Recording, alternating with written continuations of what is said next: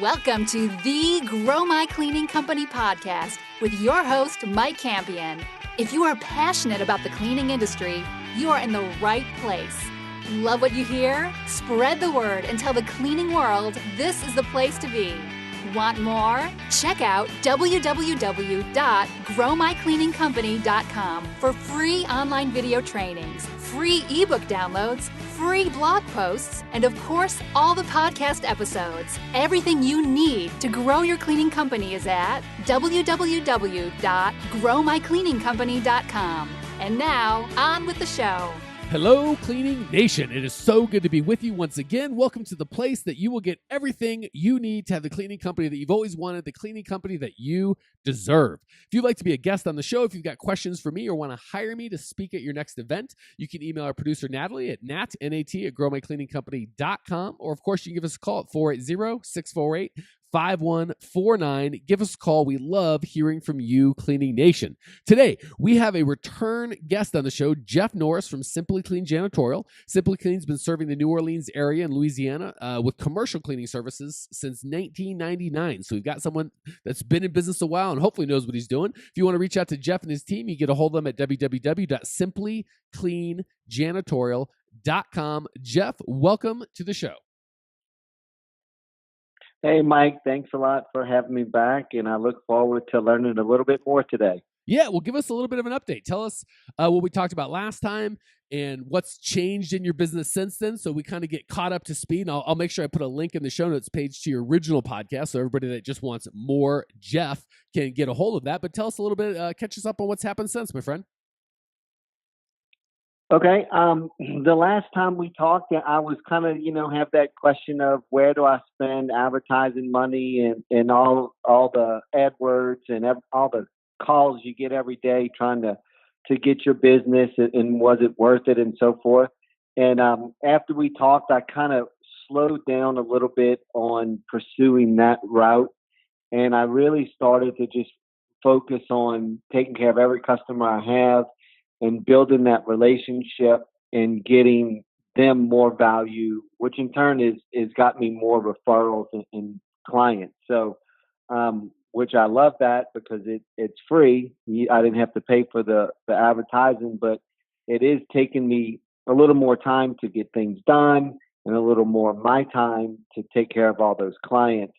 So that's kind of where I'm at today is, when's enough and how do you kind of figure out what's good customer service or what's too much or being taken advantage of. Man, a couple of good points I want to give you before we move on.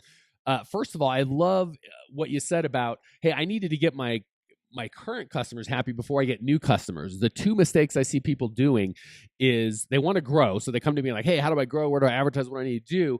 But they either aren't profitable, meaning they're like, well, and it doesn't matter the revenue. People be at 50,000 a year or 500 or 5 million a year, and they're not profitable. They don't have a business plan that works. And they kind of think, well, if I'm at $500,000 a year, if I could just get to $1 million, then I'd be profitable. The reality is you've got to fix that business now, get a profitable model, and then grow on it. The exact same concept works with customer service, right? If you're like, hey, I've got customers that aren't really raving fans, and if I were honest with myself and with them, they're not even fans. They just kind of stick around because it's a pain in the butt to switch, or they don't stick around, they leave. But instead of fixing that, I just want to go get new customers to piss off. That's not a great strategy either. So I'm really glad that you brought up, hey, let's get our house in order first. And then once we've got a system, and then we're going to talk about that to answer your question, once we have a system to turn prospects into customers and new customers into happy customers and provide the service, every day, all day, without lots of hiccups and headaches, then let's add fuel to that fire and let's get some more customers. So I love that you kind of got the right order. So that said, what I thought I heard you say, I wasn't sure if you had a question or not yet, but what I thought I heard you say is, you want to make sure in that process, there can be hey, I give away the house for free and my customers love me, but I'm broke. And then of course there's a flip side of I don't do nothing without a buck and I nickel and dime them and they hate me. And I'm broke. Am I putting words in your mouth or is that where we're at? Yeah, right. Exactly. And when you own a business and you give them a scope of work and you go do it. And then all of a sudden for them, it's easier to contact you and say, hey, you're in here at night. Can you do this? Can you do that? And you're willing to do it, but again, you don't know how much painters charge or electricians charge to change light bulbs, and all these little things. Or this is broken, can you fix that? So how do you kind of build that into your service without it taking too much of your time or your people's time to keep up with those things that aren't in the scope of work, but you would like to make some money for, and increase that monthly revenue? Gosh, I'm so glad that you brought that up, because this is really a foundational thing, and that's such a good question. I'm shocked that I haven't gone over that in this podcast before. I think I've done it coaching, but I'm pretty sure not publicly. So, I can always tell the caliber of a student or someone that's trying to grow, an owner that's trying to grow their company, by the caliber of questions that they ask, and that is a high caliber question, because you're really getting at some of the heart of the concepts that a good, healthy business needs to own.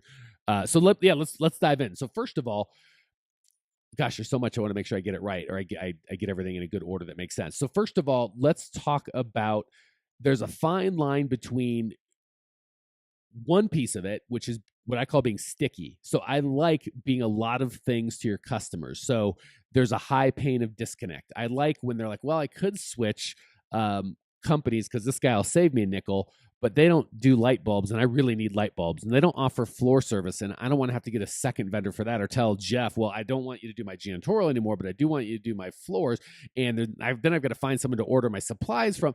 So I really like that kind of all-in-one, really sticky, where your customer depends on you, and it's a very deep relationship. It's not just I come in and clean, and it's a commodity. So I really like that.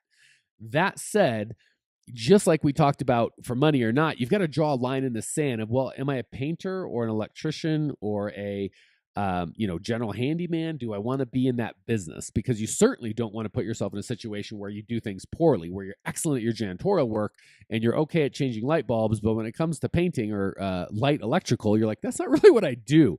So it's very important before you talk to your customer, you decide and you're crystal clear on what business you are and aren't in.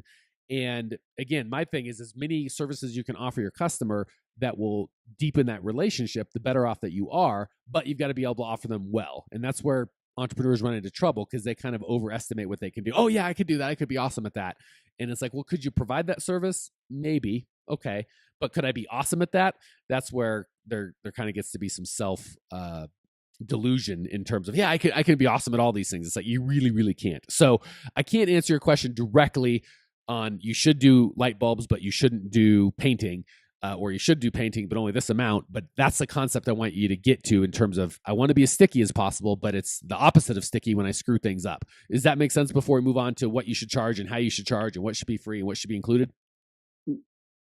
Yeah. I love that. The simple thing is, I need to be awesome at it, because that to me will really help draw the line in the sand. Because like you said, if I'm terrible at painter, or if I don't have time to do it, then it just gives them one more reason to be like, look what he did, and he charged me for it. And they might want to find a new vendor for something I was doing awesome. So I like that idea, that's the first question I need to be able to answer is, I need to be awesome before I take on that job.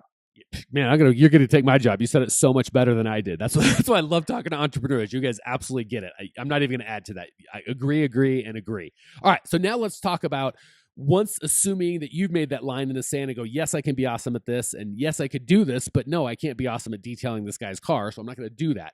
Once you've made that line in the sand, now we've got to figure out, well, how can I surprise and delight and make my customer love me, but do it for a way where I'm not giving away the farm, which I think was your original question, no?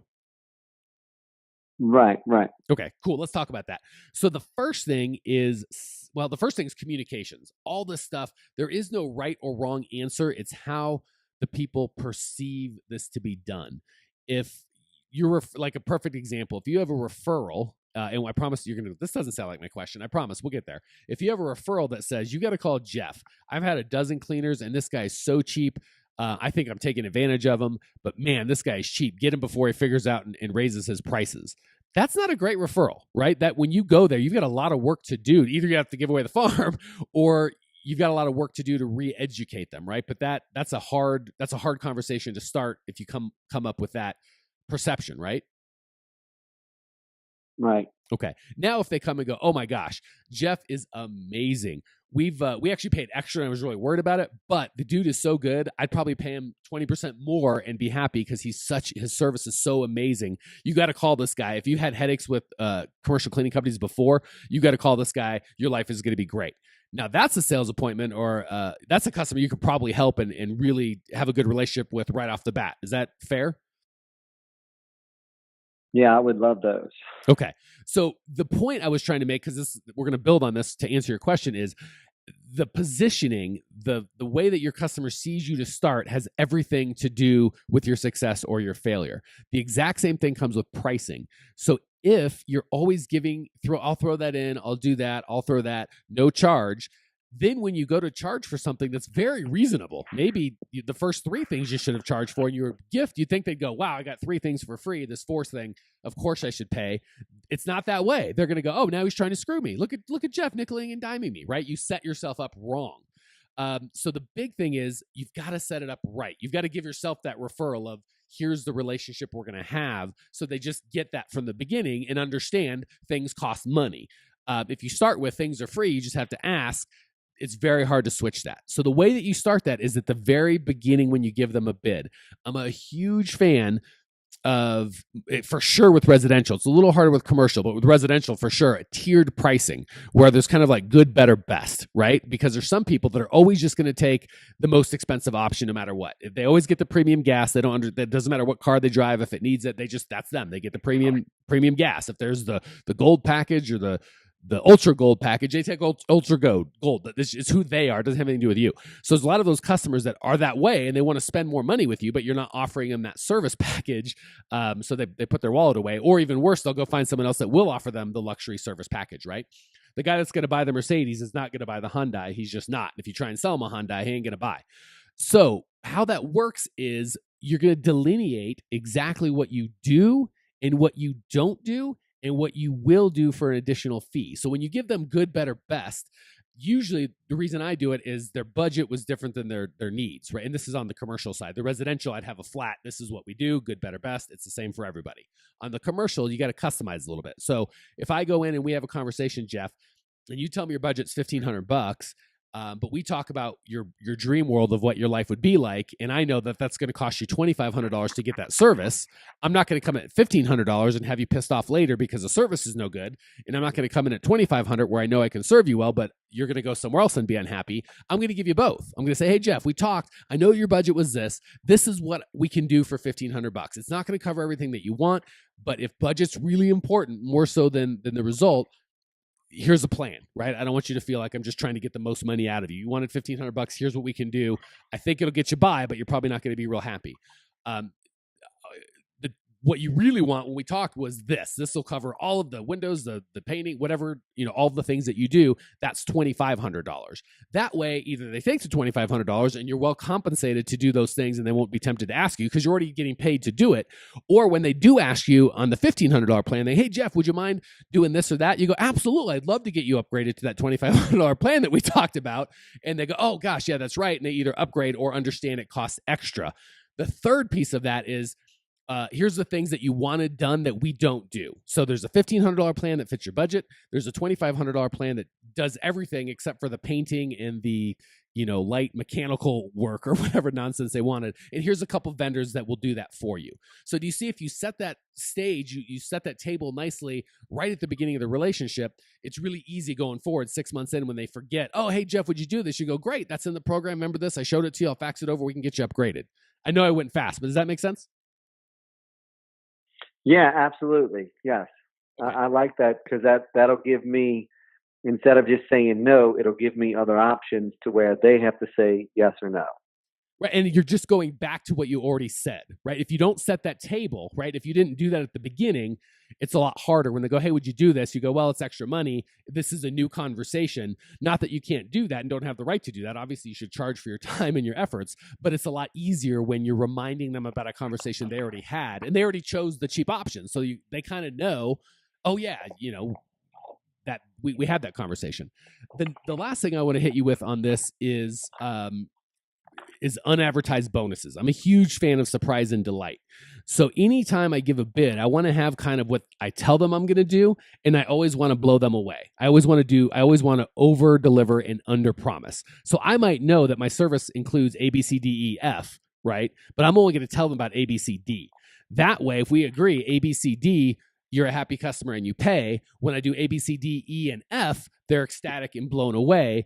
And the E and F, the surprise and delights, are not included in the higher thing. They're different services. So, like, for example, it might be a handwritten note. It might be leaving a little candy jar at the front office that you fill up for them every night. It could be a special scent that you use. So you want to have kind of surprise and delight things built into every package, so they're always getting more than they bargained for. And the cool thing is the $2,500 package, the bigger package, you can afford to do some really nice surprise and delight things because there's enough money in there after they've already done business with you. You might just, on Valentine's Day, buy roses if that's appropriate, and say, if it's a man, say, hey, feel free to give this to your girlfriend or your wife. And if it's a gal, say, hey, this is from us to you, or whatever you feel is appropriate for you. Maybe you give them movie tickets and say, hey, take your Valentine's out on us. But you can kind of throw in some surprise and delight things that aren't things they would typically ask for, but you're still way over delivering. Because I know you're thinking, well, hey, I want to over deliver. How do I do that? You do it that way as opposed to changing light bulbs for them. Okay, gotcha. Cool. All right, that is everything I've got from what you had. Any other questions or anything else you need before we hit the lightning round, my friend? No. I mean, the way you kind of laid this out, it gives me an ability to set some things up in the beginning, because I always want to make sure I give value to every one of my customers, and what they pay me is the value they're getting. And actually, I give them a little bit more, like you said, but I've never taken it to that extent to where I offer a different level so I can offer those specialty things, which is awesome, because that's something I've never done. And I find myself running into situations where I'm working a lot more hours for something that I feel I could be compensated for. So I'll have to learn how to kind of work that into my current structure and see if I can make that work in the long run. Yeah, let me give not just you, but Clean Nation as well some thought, because I've fallen into that track as a younger entrepreneur of kind of always trying to over deliver, which is great. That idea is good, but let me give you a way to think of it that I think will serve you and Cleaning Nation. I moved from, man, I really like this customer and I want to do this nice thing, so I'm going to just throw that in or not charge. I kind of equivocated cheap pricing or low pricing with making my customer happy. As I've gotten older and more experienced, I've moved that in my mind to expensive pricing makes my customer happy. I had a car dealership, and sometimes you'd get someone that would just grind you, and you'd have all this risk of putting together this car and making it nice and all the overhead, and you make no money off the car. So when that guy calls in later, is like, hey, can I get a set of floor mats, or can you throw in this thing or that thing? It's like, dude, I can't even afford to be talking to you right now. Other customers paid a fair profit, a fair markup or margin. And guess what? When they called in and needed anything, and obviously we always stood behind our product in terms of if it broke and we made a mistake, we always fix that irrespective of profit.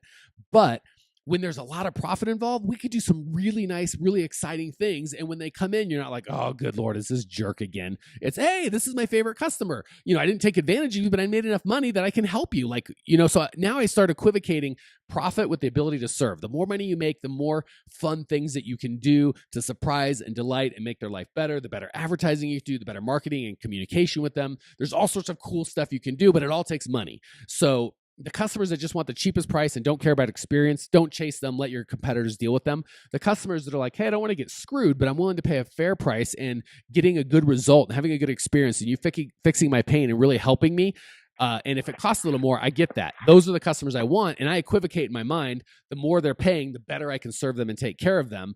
And the less they're paying, the less I can take care of them. So I would just encourage you to kind of adopt that mindset. And if a guy's grinding you for pennies, it's like, maybe he's not the guy. Maybe he's not a good customer, because when he wants anything, I can't afford it because he's not paying anything. So if you could change your mindset from good service equals low prices to good service equals high prices, A, I think it's the truth, and B, you'll be able to serve your customers a lot better and sleep at night and feed your family, and all sorts of good stuff will happen. Any questions before I hit the lightning round? No, that sounds great. I appreciate that. Thanks. All right, beautiful. Hopefully that helps. And now we're going to give you the opportunity to get me to shut up for 2 seconds and get you to share some of the experience that you've had in your 17 plus years of business. Question number 1, what's the best piece of advice you've received, either business or personal?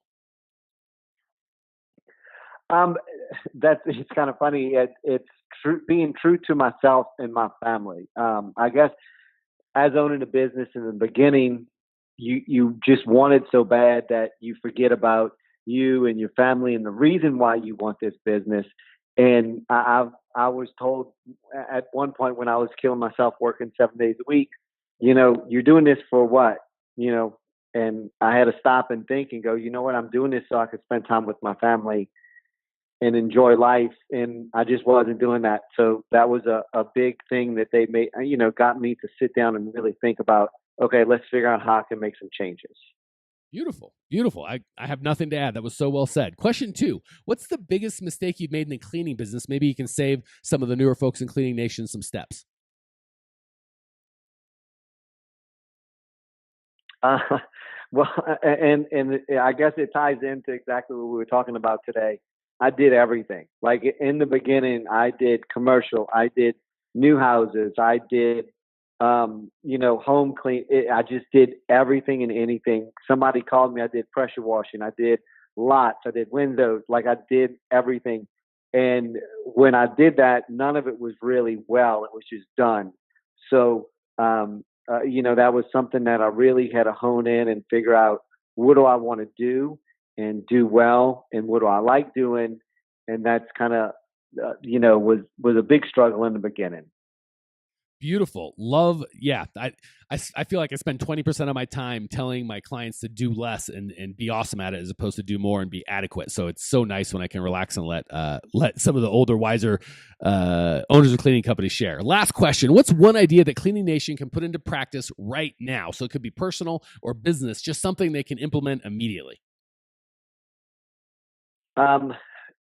Scheduling. And I know there's so many people out there that say, be organized, do this. And to me, it's been a life changer from, now I get a chance to be active and healthy and exercise and do all those fun things. And it's because of my scheduling and me being realistic. So figure out or get a way to schedule your jobs, your life, and put it on a calendar and be true to it. It's made a huge difference in my free time. Okay, so just taking control of your, not just scheduling in terms of what employees should be where, when, but your own personal life in terms of what should I be doing right now. Exactly. Okay. Jeff, thank you so much for joining us. I am digging your passion. I love the way you look at stuff. I really appreciate you. I know that Cleaning Nation appreciates you. Cleaning Nation, if you want to check out Jeff's show notes page, I'll make sure there's a link to his first episode as well. All of that's at growmycleaningcompany.com. You can leave your questions, your comments, your rude remarks. I will see you there. Congratulations! You are now 16% smarter. Still can't get enough cleaning goodness? Go to www.growmycleaningcompany.com for more of the good stuff. Ever want to be rich and famous? Owners of cleaning companies as well as industry experts can apply to be featured on the show by emailing our producer Natalie at support@growmycleaningcompany.com. Until then, don't miss out on all the latest cleaning industry lovin' at www.growmycleaningcompany.com. Check it out now.